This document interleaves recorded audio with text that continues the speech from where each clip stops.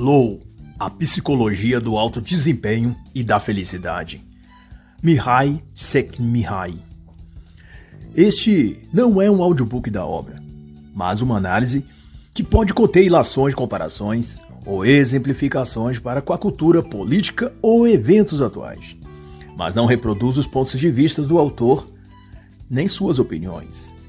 O autor, Mihaly, foi croata falecido em 2021 aos 87 anos. Foi psicólogo, psiquiatra e professor. Atuou na Universidade de Chicago e tornou-se mundialmente conhecido a partir de seu conceito de flow, ou fluxo, que seria um estado mental de foco que conduz, dentro dos limites da razão, a um pleno exercício da felicidade e da criatividade. E dito isso, então, flow significa fluir, passar a um processo de envolvimento com a vida, onde a própria pessoa é o agente principal de transformação de si mesmo, em que para isso precisamos revisitar a própria ideia de felicidade, que no senso comum perspassa o pensamento de que a felicidade está ou vem por meio do acúmulo de bens materiais, ter plena saúde, viver muitos anos e gozar de todos os prazeres que há disponível no mundo ou realidade. E se isso não acontece, caímos em tédio ou ansiedade. E a primeira exortação do autor é que a felicidade está sendo buscada nos lugares errados. E até essa percepção está equivocada. A de que a felicidade está fora, em algum lugar externo, e que precisamos encontrar onde e então resgatá-la e trazê-la para nós. Para ele, a felicidade é na verdade uma condição para a qual devemos nos preparar, que deve ser cultivada e defendida particularmente por cada um. Em sua descrição disso, ele diz que quem aprende a controlar sua experiência interior é capaz de determinar a qualidade de sua existência, e que isso é o mais perto que podemos chegar de ser felizes. E muito pertinente também do autor é ele pontuar que não alcançamos a felicidade indo deliberadamente atrás dela. É no pleno envolvimento com cada detalhe de nossa vida que encontramos a felicidade. Mihaly, ao discutir isso, cita o psicólogo Viktor Frankl na obra O Homem em Busca de Sentido, o qual disse que não se deve almejar o sucesso. Quanto mais visá-lo e fizer dele um alvo, mais vai errar. Pois o sucesso, como a felicidade, não pode ser perseguido. Ele deve acontecer como um efeito colateral não intencional a um curso de ação maior do que você. E é exatamente esse curso de ação maior e além de nós mesmos que Mihaly chama de flow ou de fluir. E para se atingir esse estado interior que se conecta com o flow, com essa força e energia que perspassa tudo, precisamos começar conquistando o controle do conteúdo de nossa consciência. E é por sua vez o que ele chama de experiência ótima, que seria a chama ou centelha que se acende por dentro quando em certos momentos excepcionais sentimos-nos no controle de determinado acontecimento. Quando aplicamos determinada energia, esforço ou dedicação a algo e vimos aquela coisa acontecendo exatamente devido aos nossos esforços. Sentimos-nos no controle da nossa própria vida. E naquele instante, expandimos a nossa vida ou nossa consciência. E isso é flow, é o fluir da existência dentro de nós. E decorre disso o elaborado que Mihaly irá nomear de teoria da experiência ótima. Mas, mais do que um conceito ou tese, é uma descoberta, definida pela conquista da felicidade mediante o controle da vida interior. E esse controle interno que o autor chama de controlar a consciência ou a desordem do self, gera a satisfação que significa sentir-se bem em relação a si mesmo, que é então atingir o estado de ordem psíquica ou de harmonia interna, que dito em outras palavras é o estado em que a pessoa fica tão envolvida numa atividade que nada mais parece importar, em que a experiência em si é tão apreciada que nos entregamos a ela mesmo a um alto preço pela mera satisfação de vivê-la. Mihaly também resume isso nos termos de que uma vida ordenada pode ser mais prazerosa que o oposto disso, ou seja, caótica. E ele começa assim a dizer que tudo o que experimentamos, júbilo ou dor, interesse ou tédio, é representado na mente como informação. Se formos capazes de controlar essas informações, poderemos decidir como nossa vida será. E o caminho para isso, que Mihai chama de ordem na consciência, é produzido nos termos dele a partir ou a começar pela busca de metas. E ele explica que essa busca de meta traz ordem à consciência porque a pessoa, ao fazer isso, concentra a atenção na tarefa presente naquele momento, ao ponto de esquecer tudo mais. É quando então a energia psíquica é investida numa determinada atividade e nossas habilidades colocadas em ação para produzir os eventos que nos levarão ao atingimento daquela meta. E a cada vez que a pessoa supera um desafio no decurso de buscar determinada meta final, ele é carregado de uma energia psíquica maior, de modo que sua mente ou alma ou espírito entra num fluxo de bem-estar e pode adquirir então ou acessar um poder pessoal, que a pessoa, o indivíduo, se sente então imparável ou invencível. Se quisermos usar o conceito de David Goggins, ou Em Nada Pode Me Ferir, onde ele desvela sua experiência pessoal que o fez descobrir que, ao assumir responsabilidades pessoais, ou seja, metas tangíveis, ao atingi-las a pessoa gera respeito próprio. E o respeito próprio, diz ele, ilumina o nosso caminho. Em sua abordagem nesse importantíssimo livro, Goggins então dirá que o caminho para a coragem e o sucesso passa por abraçarmos a dor e o medo, e não em evitá-los. E esse aprimoramento mental que surge dessa postura é relativo ao que Mihai atua também em toda essa obra, sobre fazer fluir a energia psíquica, ordenar a consciência, que na versão de Goggins corresponde a criar calos no cérebro, da mesma forma que o criamos nas mãos. Isso é, com trabalho duro e persistente. Portanto, para se compreender essa ideia de flow ou fluir, é preciso ter claro a seguinte definição, que o estado de ótimo a que o autor vai se referir em todo o livro é a experiência interior de se obter ordem na consciência. E assim o que torna alguém feliz não é o dinheiro, a fama, os bens ou coisa assim, mas a fruição ou aquisição de um estado mental onde a mente está harmoniosamente ordenada. E a atividade à qual está entregue é uma recompensa em si mesma. Esportes, jogos, artes, hobbies, leitura ou um trabalho profissional qual for, quaisquer desses é uma oportunidade de fruição ou geradora de flow. E a questão é essa: quando a pessoa une as suas experiências, essas de hobbies, trabalho, jogos, esporte, num padrão que faz sentido, essa pessoa então se sente no controle da própria vida. E a vida dela torna-se significativa. E nada mais resta a desejar. A maré das expectativas crescentes se acalma, descreve o autor. As necessidades são consumadas. Essas param de perturbar a mente e passamos a apreciar até mesmo as experiências mais comuns e corriqueiras. Mas surge disso o seguinte questionamento: como a consciência é controlada? Como ela pode ser ordenada? Como criar significado nas coisas? E a resposta, Mihai introduz o pensamento de que, no geral, nada disso requer coisas mirabolantes, impossíveis. Mas, pelo contrário, atos e decisões relativamente simples. É como perder peso, diz ele. Todo mundo sabe o que precisa ser feito. Todo mundo quer isso. Porém, para se chegar a essa meta, outras coisas entram em jogo, como criar dentro de si a força de vontade e persistência necessários para se manter o foco. Não se trata só de perder peso nesse exemplo, mas de vencer uma batalha em sua mente, contra a procrastinação, o desânimo, o cansaço, a preguiça e o medo de falhar. Mas ao mesmo tempo há um refrigério, uma motivação. Focar não no perder peso necessariamente, mas em criar uma vida que valha a pena, em que perder peso fosse apenas uma das etapas para se atingir o objetivo final e maior de criar uma vida significativa. E Mihai então vai postular e também esclarecer que precisamos entender de uma vez que o fato de a felicidade ou o bem-estar ou a vida ideal que todos sonhamos alcançar não parece difícil só para você, ou só para alguns.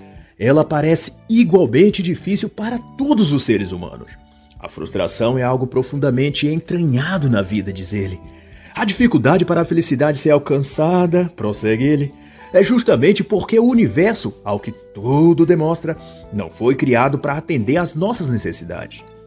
Toda vez que alguma de nossas necessidades e desejos é atendido, de imediato começamos a desejar mais. E essa insatisfação crônica é que se faz um obstáculo no caminho do contentamento.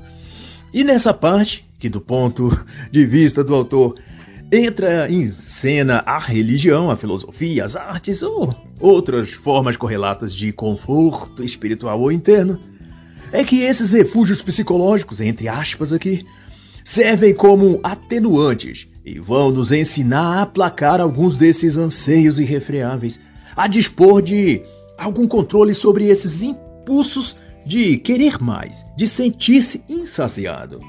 Mas, para Mihai, quaisquer desses têm uma efetividade limitada ou temporária. Logo elas passam a perder o efeito e seu poder de acalentar o nosso espírito diminui em sua força, mergulhando o indivíduo novamente naquela mesma espiral de vontades e insatisfações não atendidas e que crescem sem nunca se saciar. Mas engana-se quem pensar que o autor desconsidera a questão ou o fator religioso. Apesar disso, ou ao contrário, ele enseja que quando as pessoas tentam alcançar a felicidade por conta própria, sem a ajuda de uma fé, em geral elas acabam maximizando prazeres vistos como atraentes pela sociedade, que são riqueza, poder, sexo, e essas passam a ser as principais metas do indivíduo, que para atingi-las direciona todos os seus esforços nessa direção.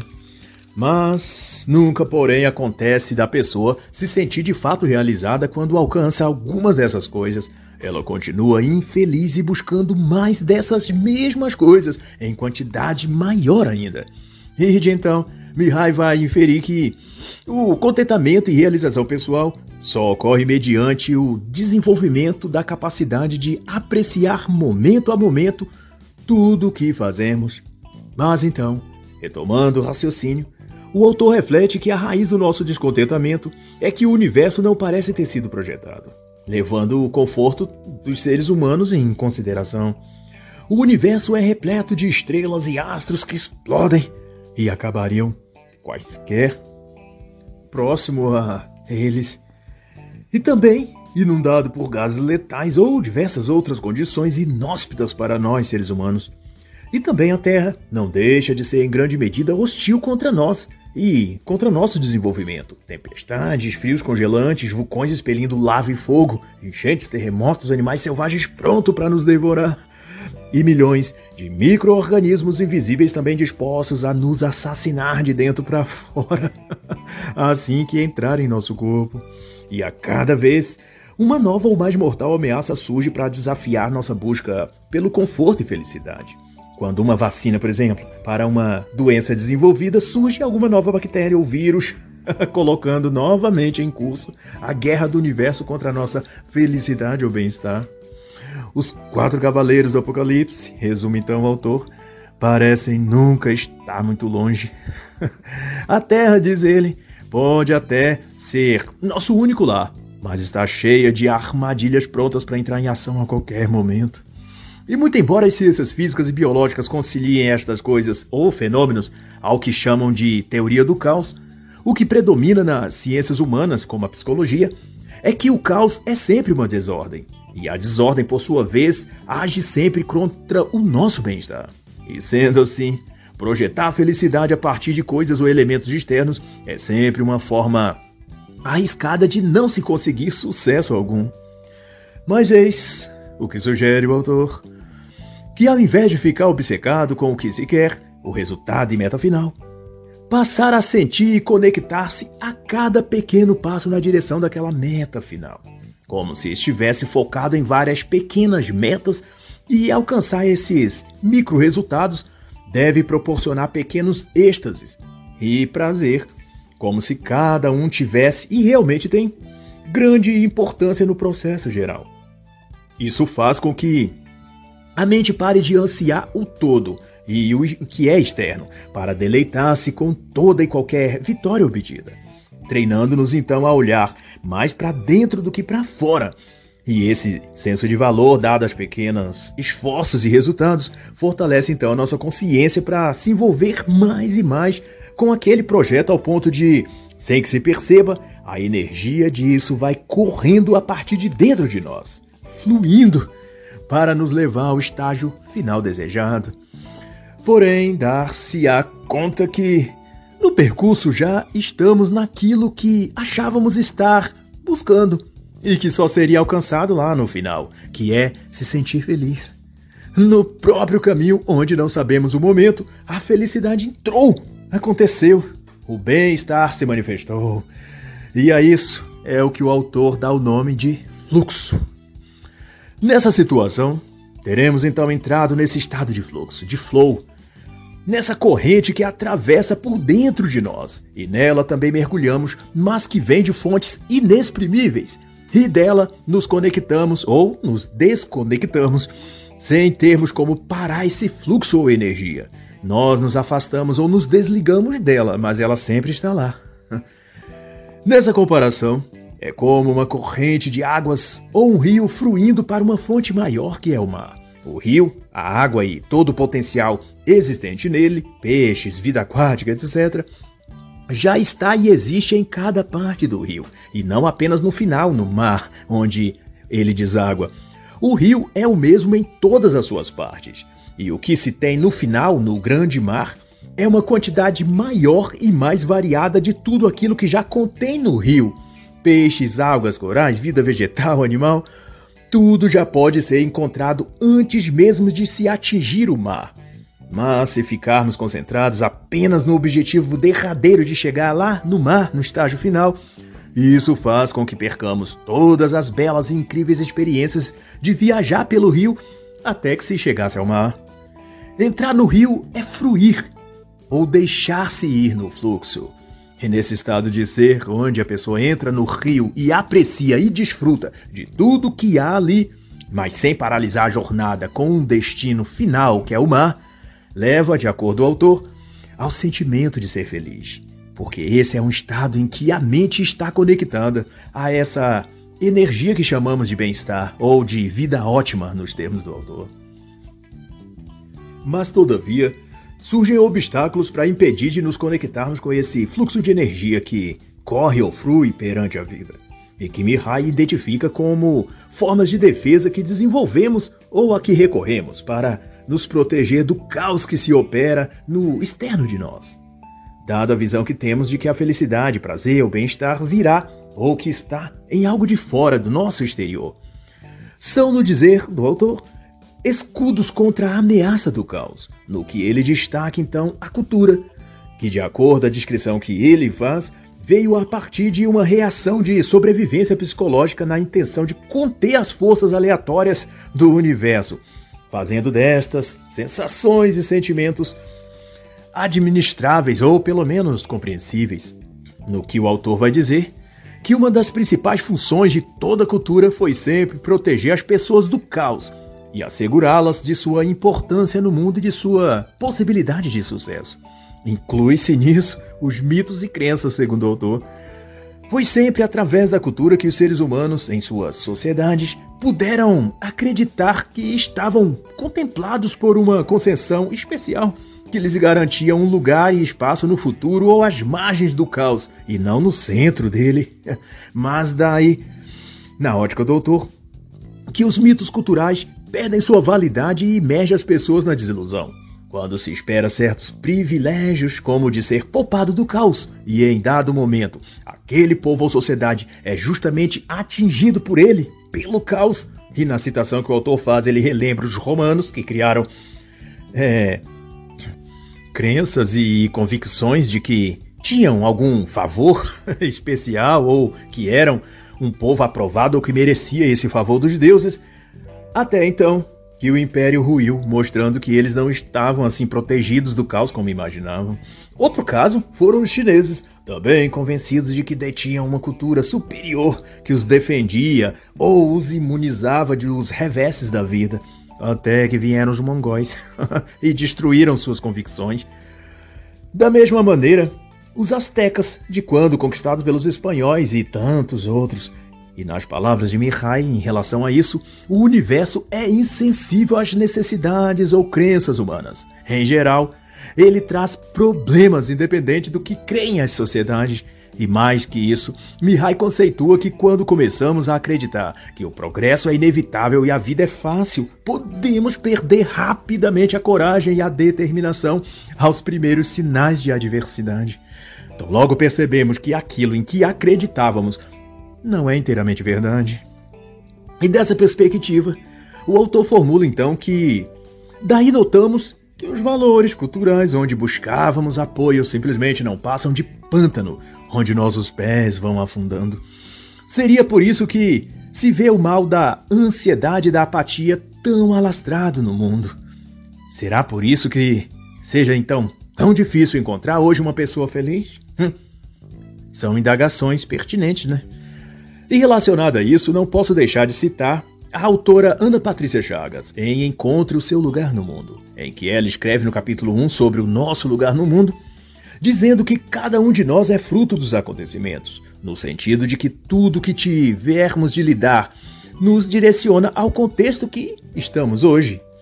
Ela refere-se a isso chamando de as histórias que nos contaram sobre nós mesmos. E são essas que derramam sobre nós sentimentos de força, resiliência, coragem, ou o oposto disso. E por aí se faz o chamado pessoal, ou desafio de todos nós, que é o de amadurecer, de passar da ignorância esperançosa para a sobriedade da vida adulta. E prova maior de maturidade não há, senão viver sob uma mentalidade somente pelo fato de vivermos num momento avançado tecnologicamente ou num país relativamente livre ou pelo fato de termos uma Constituição nos regendo só por causa disso. De algum modo, o mundo ou a vida nos deve ser benigna, que de alguma maneira miraculosa, cedo ou tarde a sorte irá nos atingir.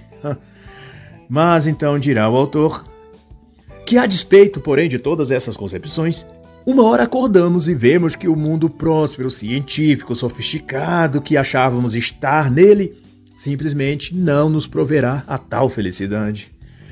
Mas, igualmente, a cultura. Para o autor, a religião também pode ser usada como escudo psicológico para o caos exterior, mas também é limitada e transitório para essa finalidade. E isso porque ela não pode substituir aquilo que só a própria pessoa pode fazer por si mesma. As religiões, conta Mihai, são uma tentativa até certo ponto bem-sucedida de lidar com a falta de significado da vida. Em algum momento da história, elas nos explicaram de forma convincente o que estava errado com a existência humana, fornecendo algumas boas respostas. Contudo, uma religião não pode exercer a função de realizar a pessoa plenamente. A religião ou os preceitos da fé erra quando tenta se fazer como a terra onde o avestruz enterra a cabeça. A avestruz são os seus séquitos, enterrando a cabeça para não enxergar a realidade. E dado isso, não existe saída, segundo o autor, a não ser o indivíduo assumir pessoalmente o controle. Se os valores e as instituições não oferecem mais uma estrutura de apoio como antes, então é necessário aperfeiçoar as ferramentas. E para Mihai, a psicologia fornece algumas dessas ferramentas, como, por exemplo, a condição de o ser humano tornar-se independente do ambiente social, a um grau em que não reaja mais exclusivamente nos termos de recompensas e punições. Para atingir tal autonomia, ele esclarece, a pessoa tem de aprender a oferecer recompensas para si mesmo, aprender a desenvolver a capacidade de obter fruição e propósito independentemente das circunstâncias externas. E como bem diz ele, isso inicia a partir de uma drástica mudança de visão de mundo. A de selecionarmos de modo diferente o que é e o que não é importante em nossa vida. E essa mudança deve vir de uma reformulação mental, que por sua vez tem a ver com romper os esquemas mentais que a socialização veio a produzir. E esta socialização, ou controle social, como também se refere o autor, é um outro escudo a nos defender do caos, que teve sua utilidade e função no processo social e cultural, mas que já excedeu nas suas atribuições e agora prejudica mais do que auxilia. E o seu mal, como também demonstra Mihai, é que ela avançou sobre os seus métodos de domesticação e condicionamento, que antes era o de ameaça e punição, para agora ser o de induzir a determinados comportamentos através da oferta, enganosa, claro, de mais e maior prazer, tratando a sociedade como ratos de laboratório, adestrados a se comportar de determinada maneira, sob a promessa de receber um pedaço maior e mais suculento de queijo. Na prática, Mihai infere ainda que os sistemas sociais convencem-nos a obedecer os estatutos que o governo, certas autoridades ou certas organizações internacionais nos apresentam, devido a constranger-nos de que seremos recompensados com mais prazer, com um pote cheio de felicidade, ou com a tal idealizada vida de satisfação. Isso se resume em um sistema ser sustentado à custa de explorar nossos anseios, nossos vícios e carências, que de modo sintetizado significa sexo, dinheiro e lazer. E o problema, diz o autor, é que virou moda de tratarmos, seja lá o que for que sentimos por dentro, como a autêntica voz da natureza, a única autoridade em que devemos confiar, sendo nesse caso o nosso próprio instinto. Mas, quando todavia seguimos essas instruções sociais, acabamos por abrir mão do controle da consciência e viramos brinquedos desamparados de forças impessoais. E então, Mihai conclui, dizendo que quem não resiste, acomoda a ter uma vida onde a comida, o álcool ou o sexo seja todo o foco e aquilo para onde a pessoa direciona sua energia psíquica. E assim a submissão passa então a nos fazer impotentes. E o raciocínio é simples, segundo Mihai. É que uma pessoa inteiramente socializada deseja apenas as recompensas que seus desejos pré-programados anseiam e aspiram receber. E Mihai ainda é enfático nesse tópico, chegando a comparar essa busca por gratificações imediatas e superficiais a uma roda viva de controles sociais, onde a pessoa fica tentando alcançar um prêmio que nunca a satisfaz e que a impele a iniciar continuamente uma nova busca por uma nova gratificação. E as propagandas, publicidades, mídias, como deixa claro ele, são os maiores produtores desses mecanismos psicológicos de incentivo ao prazer supérfluo e momentâneo. E hoje eu posso dizer que a internet e suas redes sociais e aplicativos são a face mais perniciosa e potente disso. Exatamente o que o autor nominou de sistema clandestino de prazeres controlados. E a TV, certas instituições, a mídia, e eu posso acrescentar a internet, são os jogadores, cafetões, traficantes, controlando e mantendo esse jogo, tornando-nos dependentes de um sistema social que explora nossas energias para esses propósitos. E a solução para fugir desse ciclo vicioso, o autor vai dizer que é romper a ligação psicológica com o que quer que venha desses meios sociais. Parar de atender, parar de crer, parar de buscar o que quer que falem que você deve ter ou deve desejar. As suas metas não devem ser aquelas coisas que a TV, por exemplo, falam pra você que são boas, que você deve correr atrás delas, que elas são interessantes e tudo mais. Em geral, essas coisas se referem à moda, no vestir, ao que usar, que lugares frequentar, que músicas escutar, que linguagem utilizar, que produtos, móveis ou divertimentos buscar, e até, isso eu exemplificando e não o autor, que preferências sexuais as pessoas devem ter. O autor chama de controles sociais e são disseminadas exatamente por através dos entretenimentos, notícias e programas transmitidos nesses meios de comunicação. Enquanto anúncios glamurosos nos fizerem salivar por um produto, escreve Mihai, nunca seremos livres para determinar os conteúdos da nossa própria experiência. Só ficamos livres dos controles sociais quando abandonamos os desejos instintivos e controlamos o que acontece na nossa mente. E como diversas vezes o autor enfatiza, a qualidade da nossa mente é determinada pelo nível de controle da nossa consciência. E nesse aspecto, ele utiliza o conceito de id, superego e ego que a psicanálise freudiana desenvolveu. Ele assevera que o id representa aquilo que vem dos reflexos ou instintos biológicos e que se manifestam em atitudes, comportamentos e reações fisiológicas ou instintivas. Já o superego remete aos condicionamentos sociais e influências externas que moldam os nossos atos, pensamentos, desejos, vontades e nos torna escravos das modas passageiras, dos vícios, dos hábitos nocivos aprendidos e da cultura no geral. E já o ego, por sua vez, se opõe a ambos os extremos, ao id e ao superego, e corresponde ao self, à parte de nossa consciência que deve ser libertada de seguir o id ou também de seguir o superego. E é somente quando o self é libertado e passamos a viver nele que nossa vida flui, entra no fluxo. Porque o self é a camada mais genuína de nosso ser e capaz de canalizar desejos e pensamentos fora dos impulsos instintivos que nos assemelham aos animais e também fora daqueles atos e modos de viver que o ambiente, cultura e outros nos impelem e induz a ser, a ter e a fazer. Mihai expõe ainda que essa é a função ou objetivo primário que move a maioria das técnicas ou iniciativas das religiões, como a oração, o jejum, as penitências, a confissão e outras práticas cristãs, como também a meditação zen, o yoga ou os votos de silêncio praticado como exercícios espirituais ou de autodomínio e etc. Todos esses procuram amortizar o controle que o id e o superego exercem sobre o indivíduo e fazer com que ele eleve e realce o ego, o self, ou a consciência genuína. Por isso que as orações cristãs costumam muitas delas serem feitas em posturas inicialmente desconfortáveis, de joelhos ou deitados com a face virada para o chão, ou se requer atos de contrição ou penitências que envolvam caminhadas extensas ou coisas assim, que desafiam as vontades do corpo, que estaria viciado em prazer e conforto. Ao aplicar o desconforto sobre a carne, a vontade é domada e o superego subjugado. O superego quer apenas o prazer imediato e se alimenta do que lhe é agradável no momento.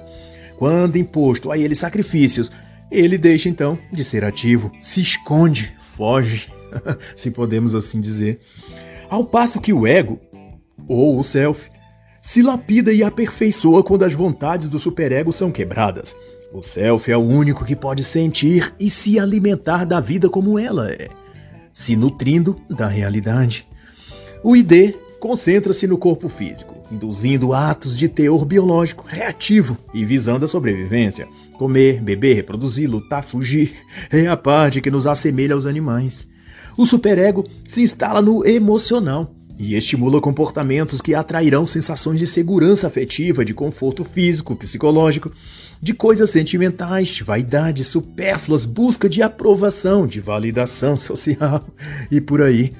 Muita coisa que não se aproveita porque essas coisas são dominadas pela mídia, indústria do entretenimento, de alimentos, de vestuário e também da tecnologia, claro, que usam desses gatilhos para nos prender a vícios e comportamentos repetitivos que prometem o êxtase, o gozo, a facilidade, a alegria. E ao fim não passa de uma roda de hamster, girando, girando no mesmo lugar, enquanto é incentivado por pequenas ofertas de comida, mas sem nunca deixar a roda parar. A roda movimenta uma engrenagem maior que também se conecta a uma ainda maior, e assim sucessivamente, movimentando à custa de nossa busca por petiscos de prazeres imediatos, a grande máquina de controle social que domina e escraviza todos nós. O que o autor Dom Miguel Ruiz descreve em seus livros, Os 4 Compromissos e as 3 Perguntas, de A Grande Mitote, que é essa rede de ilusões adquiridas e também autoimpostas a que a sociedade é submetida a viver. Mas seja como for, a assertiva de Mihai é de que seja a oração, a meditação ou o yoga, eles buscam maneiras de desenvolver uma disciplina mental capaz de libertar o indivíduo ou sua vida interior da ameaça do caos. E quem também contribui com essa reflexão é o autor fenomenal Jordan Peterson, na sua obra Mais 12 Regras para a Vida, lançada no Brasil pela Alta Books em 2021. Na regra, ou lição número 4, ele discorre sobre a oportunidade que se esconde onde a responsabilidade foi abdicada, se tratando sobretudo daquilo que os que buscam certos prestígios, status ou comodidades na vida ou no trabalho costumam deixar à deriva, deixar por fazer. E isso porque, no mesmo contexto que Mihai dispõe aqui, eles procuram o conforto e o prazer. E aquilo que for exigir e requerer deles sacrifício e desconforto, eles passam a negligenciar ou a fugir de tais coisas. E a análise que Jordan Peterson faz disso é que no ambiente de trabalho, especialmente, essas coisas, tarefas ou serviços negligenciados oferecem à pessoa a oportunidade de executá-las e com isso até obter um aumento de salário, uma elevação na sua carreira ou tal, mas sobretudo fornece a quem assumi-las uma escada de elevação interior. Incrivelmente, ao enfrentar aquelas coisas que outros se negaram, a pessoa adquire um tipo e forma de prazer e satisfação que só ela saberá e se tornará gigante dentro dela, enquanto as outras pessoas serão anãs em suas mentes, almas e em sua qualidade de vida. É exatamente o que Mihai chama de trabalhar e desenvolver o self, ao invés de viver em função do ID ou do superego. E para Jordan, esse caminho ou escolha torna a pessoa mais útil e confiável e dá a ela a oportunidade de viver e sentir um tipo mais elevado de prazer, o do altruísmo, muito mais profundo e firme do que o cinismo barato e disfarçado das ilusões que são vendidas e distribuídas sob o nome de lazer, de entretenimento ou de cultura. E Peterson vai fazer, no capítulo, uma analogia brilhante com o personagem e história do conto infantil Peter Pan, sobre o que significa e os efeitos da sua recusa de crescer, que perpassa a coragem ou, no caso dele, a fuga de enfrentar os problemas e assumir coisas difíceis, justamente para não ter de perder a magia que se trata na realidade de uma ilusão que ele tinha sempre à disposição na Terra do Nunca. Esse lugar é a terra dos prazeres onde a pessoa na sociedade moderna quer e busca viver. E escondidos nos vícios, distrações, perpetuamente, negligenciam as oportunidades de terem uma vida real, que apesar das dores, dramas e sofrimentos, ainda assim é capaz de abrir janelas de esclarecimento e de verdades que gerarão um grau de poder pessoal e de realização que só quem adentra esse mundo da realidade, oposto ao metaverso de fantasias aumentadas que vem da cultura da mídia e da própria internet, então ele pode descobrir. E antes do final do capítulo, então, Jordan aconselha que sacrificar-se em troca de algo real. Mire em algo, discipline-se. Ou então sofrerá a consequência. E essa consequência ele explica que é o fato de passar também sofrimentos na vida, mas não obter nenhum sentido ou significado. Ao passo que o oposto disso, o self ou fluxo, para fazer alusão ao que Mihai explicita, ainda que no decurso disso envolva também dor e sofrimento, mas ao contrário ele traz a recompensa real e verdadeira de conceder um sentimento, um propósito e um significado maior na vida, que por sinal torna a pessoa mais forte, mais lúcida, mais capacitada e plenamente feliz e realizada, independente das circunstâncias exteriores, o que nos termos deste autor ele chama de viver no fluxo. E Mihai também debate que isso só não é mais fácil ou óbvio como deveria, justamente porque, ao longo dos anos, a humanidade foi aderindo a novos padrões de ser e de pensar e repudiando cada vez mais quaisquer tipos de desconforto ou de sacrifício. Com as tecnologias, fomos aprendendo a nos esforçar menos e a substituir coisas difíceis ou que demandem concentração, tempo e dedicação por coisas ou ofícios que exigem menos inteligência, menos rigor físico ou horários menores, etc. Ou seja, passamos a querer e a buscar um mundo de facilidades, e isso inclui um tipo de vida que não nos cobre nada e que nos ofereça tudo em termos de prazer e divertimentos principalmente.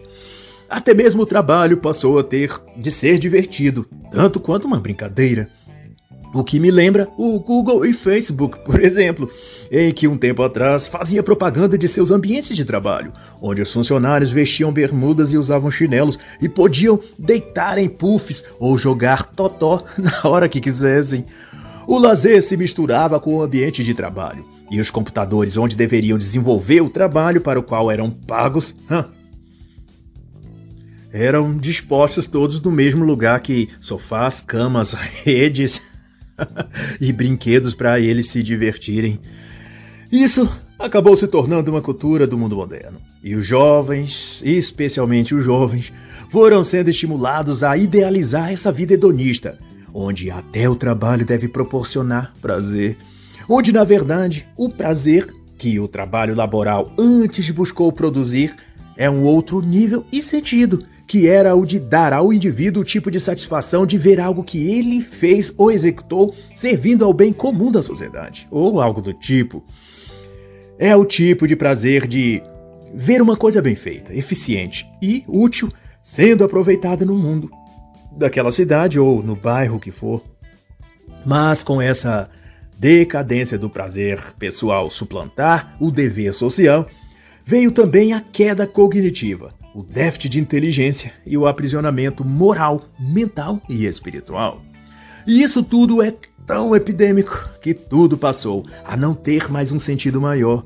Tudo virou transitório e imediatista. Algo que deverá se dirigir ou servir a um prazer ou uma função supérflua imediata e depois ser deixado de lado, ser descartado.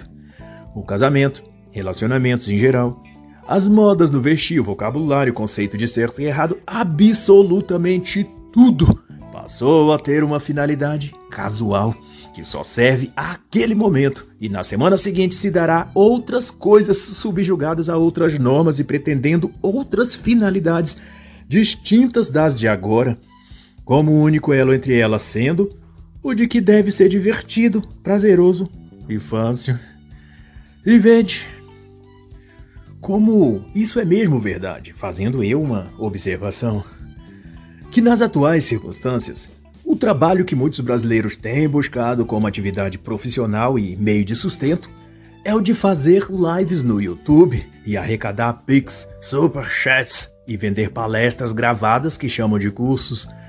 Isso virou a atividade profissional, e o salário quem paga são os espectadores que acompanham e seguem aquele influencer. Eles querem o trabalho fácil, de ficarem sentados frente a um computador, lendo e comentando notícias, e seus seguidores enviando contribuições que nunca param de ser pedidas. Embora chamem de ajuda e contribuição, elas são recorrentes e perpétuas, fazendo-se ser o seu salário, o seu pagamento pelos serviços daquele youtuber. Posto que ajuda e contribuição são naturalmente esporádicas e eventuais, e não permanentes como faz ser esses influencers. Mas essa é a bolha de facilidade que o homem moderno quer viver, recebendo fácil um dinheirinho que outros ganham de um modo bem difícil, pegando 2 conduções lotadas às 5 da manhã, retornando depois de enfrentar um bendito trânsito, aguentando fofocas no serviço, implicância do chefe, perseguição de colegas do trabalho invejosos, cansaço físico e enormes riscos de ser assaltado no ponto de ônibus e perder o celular que comprou em prestação na Casas Bahia, e o qual precisa justamente para fazer os pics que seu youtuber preferido vive a pedir, sem ter passado um dia sequer por aquilo que quem dá o dinheiro a eles passam todos os dias.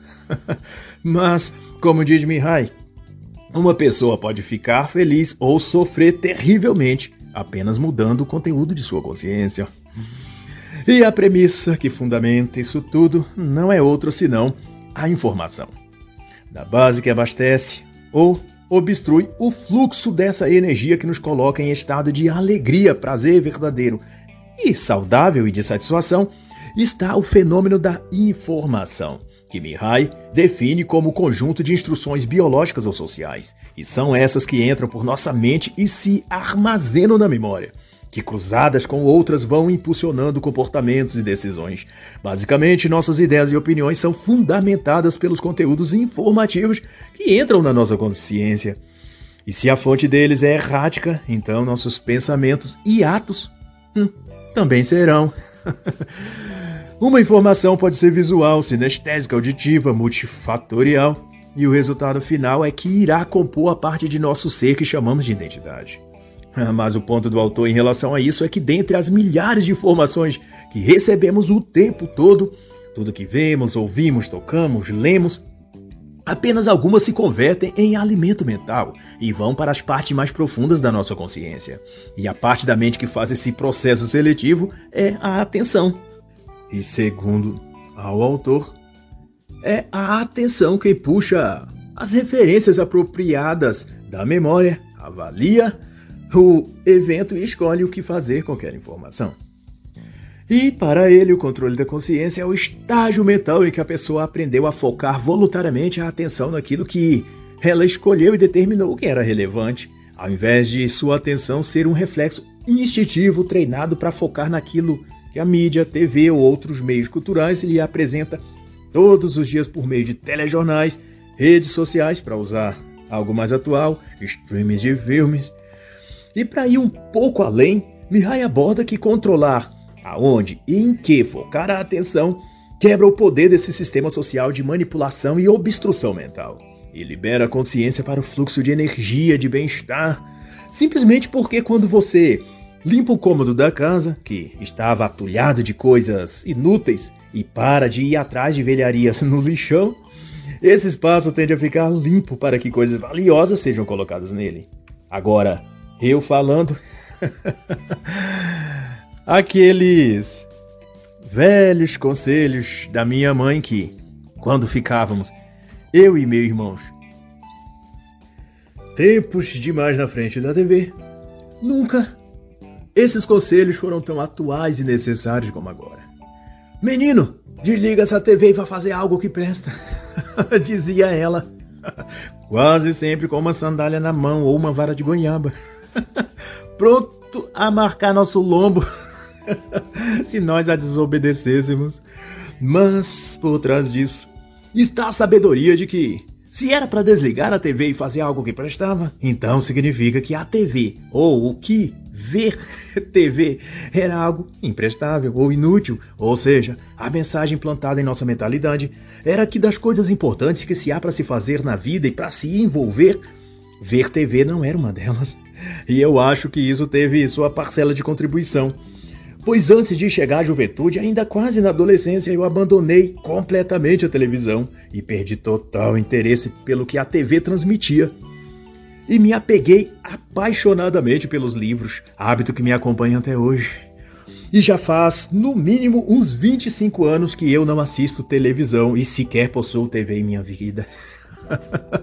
Mas, voltando ao autor Mihai, ele acentua: uma pessoa capaz de fazer isso, de escolher e determinar em que, no que e para onde focar sua atenção, ela se torna capaz de apreciar o curso normal da vida cotidiana. Ele desobstrui os canais da sua consciência e passa a viver o fluxo, a estar no flow, porque ela passa a estar presente e viva na realidade. E por isso sente a vida e se envolve com a vida, mas a partir de uma posição de protagonista e não de fantoche. E como exemplo claro disso, ele cita 3 comportamentos distintos advindos de 3 perfis mentais diferentes: o extrovertido, o vencedor e o paranoico. O extrovertido, numa festa, buscará interagir com os outros. Já o vencedor procurará contatos profissionais úteis. E o paranoico ficará de olho nos sinais de perigo e deve evitar. E ele discorre acerca disso que a forma e conteúdo da vida deriva de como a atenção é empregada. E a atenção é uma energia psíquica que configura aquilo que costumamos chamar de traços de personalidade. E no caso do extrovertido, do vencedor e do paranoico, esses se referem a padrões específicos que usamos para estruturar nossa atenção. Sem se ater a maiores detalhes aqui, são estruturas atentivas promovidas pela cultura. Algumas são úteis, necessárias ou produtivas para a vida da pessoa, mas outras são danosas e improducentes. Mihai cita, por exemplo, os casos dos esquimós, cuja estrutura atentiva é treinada para distinguir dentre diversos tipos diferentes de neve, sabendo o que cada tipo significa em relação ao seu habitat. O músico já sabe perceber nuances de som que uma pessoa comum não consegue captar. Marinheiros da Melanésia, região da Oceania a nordeste da Austrália, podem identificar qualquer ponto do oceano num raio de centenas de quilômetros da ilha onde vivem, apenas pela sensação das correntes marítimas em seu corpo. E o que isso significa é que a atenção pode ser treinada para processar sinais que, transformados em eventos mentais, tornarão a vida esplêndida, ou então desprezível. E ainda mais, o autor vai dizer que pensar, lembrar, sentir, tomar decisões são parte desses eventos mentais que apresentam-se na consciência em forma de energia psíquica, ou como chamamos de atenção. E a atenção é, portanto, essa forma de energia que é dissipada por através de atos, atitudes e ações. E nessa ação, o ser humano cria a si mesmo, melhorando ou piorando sua qualidade de vida. Se a atenção é controlada, comenta o autor, a experiência decorrente dela também é. E todo um ciclo de eventos correlativos a isso se procede e altera a nossa forma de viver, de ser e de um modo amplo e geral. E em todas essas questões, Mihai trabalha com o conceito central de self, que é a parte definida na psicologia chamada de ego, ou de consciência de si ou autoconsciência. E esse excerto também passa pela formação, crescimento e estruturação da identidade pessoal.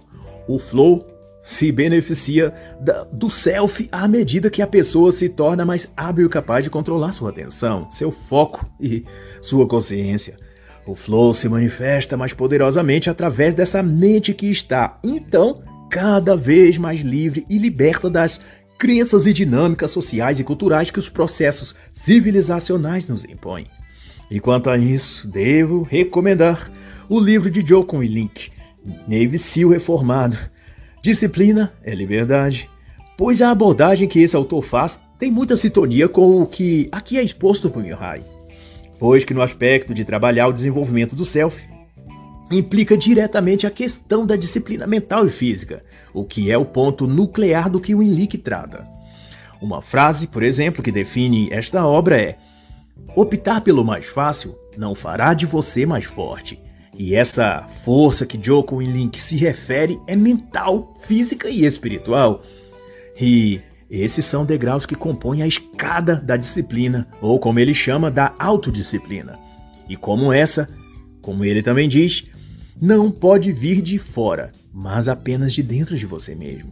E se posso dizer alguma coisa mais de importante, seria que você deve mesmo ler esse livro e se apegar às incríveis lições de vida desse autor.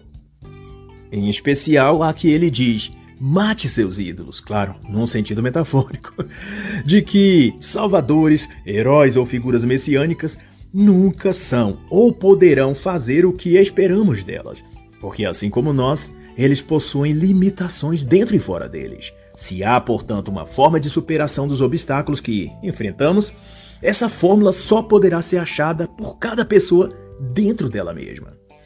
Mas então, ao falar disso, vem ao caso aquelas coisas que servem como impeditivos para alcançarmos o estado de flow, ou que afetam o desenvolvimento do self, ou de termos e aplicarmos a disciplina necessária para evoluirmos.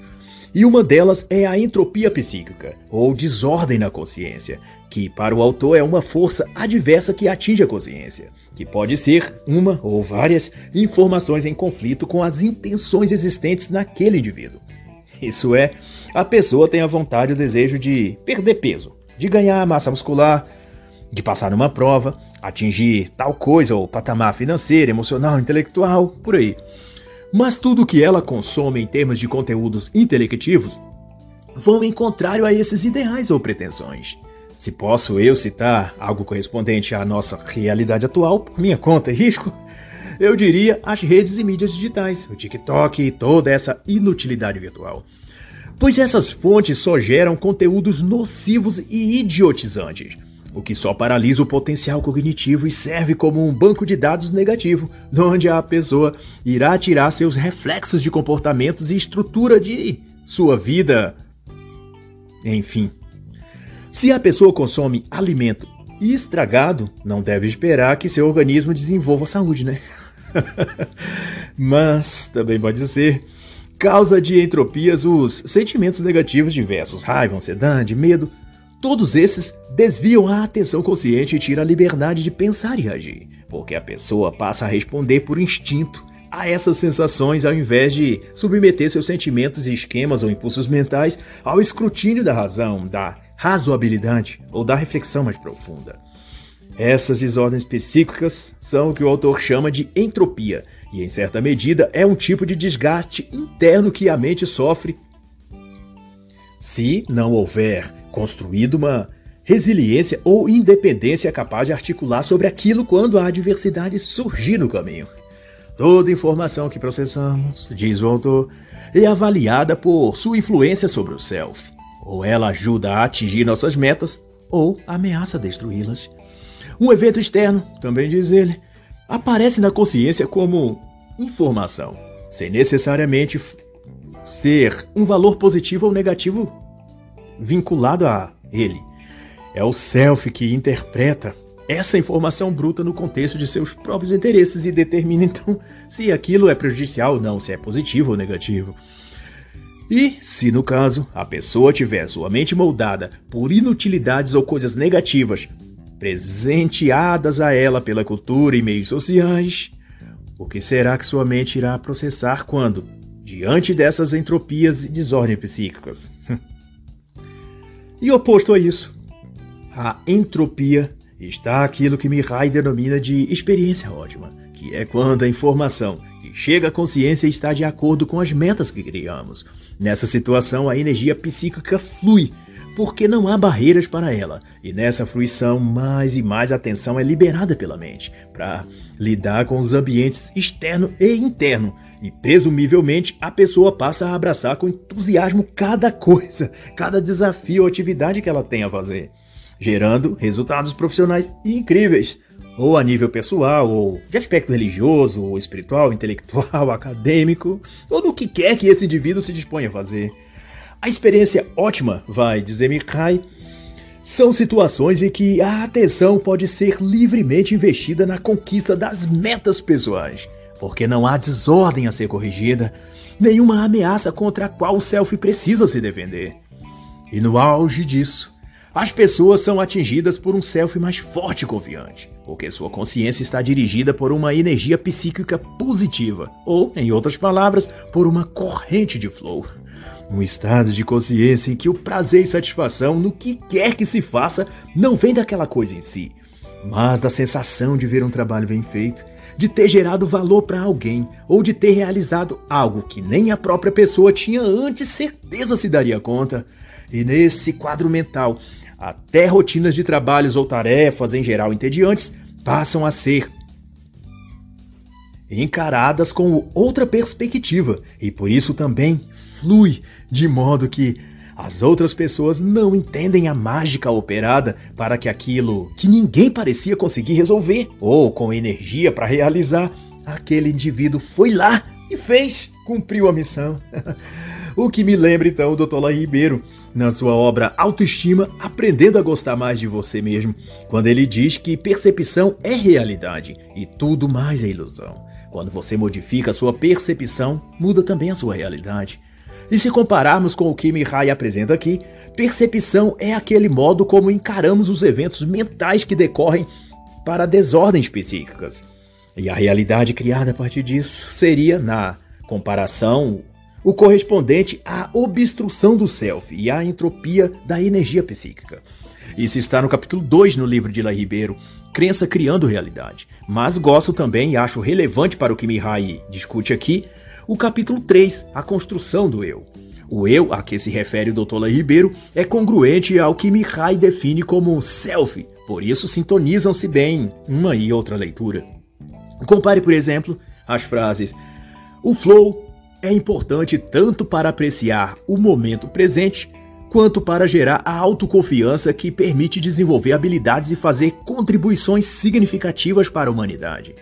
E outra frase: nada acontece no universo físico sem sua participação. Pois bem, a primeira frase foi exposta por Mihai e a segunda por Laí Ribeiro. E onde que ambas se conectam é no sentido de que nossa vida só flui quando participamos ativamente dos processos, sobretudo mentais, que a constrói.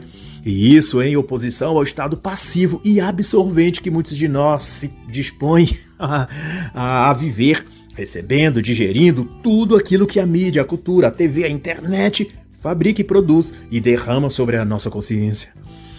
E assim, ansiedades, medos, fobias, traumas persistentes ou defeitos de caráter costumam ser indícios fortes de uma mente vivendo sob entropia e, por isso, enledada no caos interior. A conexão com o flow não é obter ou criar uma vida isenta de problemas, mas uma maneira de retomar o controle de seu castelo interior e vencer cada uma dessas coisas, desses oponentes psicológicos, e então alcançar uma vida não perfeita, mas em paz de espírito, o que pode significar a abertura dos portões da mente e da alma para o alcance de uma existência plena de sentido e de significado, onde tudo mais que vier contribuirá para construir a ponte que nos liga ao sucesso, à felicidade, ao convívio saudável familiar, a uma carreira satisfatória financeiramente e a tudo mais que pudermos estabelecer como meta de vida. Afinal, é como diria o autor: para a vida ser melhor, a qualidade da experiência deve melhorar. E Mihai nomeia isso de fruição, que é um crescimento psicológico, que é, por sua vez, um movimento adiante, em direção a um desafio mental, algo complexo ou acima do que normalmente temos no cotidiano. E essa experiência, ainda que não pareçam prazerosas naquele momento, é que irão provocar um crescimento do self, e passaremos a nos sentir mais fortes, mais vivos, ou mais capazes do que antes daquela experiência. Logo, passaremos a gostar dos desafios e eles serão o caminho da fruição, por onde o flow passará por nós e nos conectará ao estado mental de realização. E você saberá a cada vez que isso acontecer, que você já não é mais o mesmo, que você mudou, se transformou e foi para melhor. Está escrito: aquele que ouve as minhas palavras e as pratica, será comparado a um homem que, sabiamente, construiu sua casa sobre a rocha. Mateus 7, 24. E assim, encerra a análise da obra Flow, a psicologia do alto desempenho e da felicidade, de Mihai Csikszentmihalyi.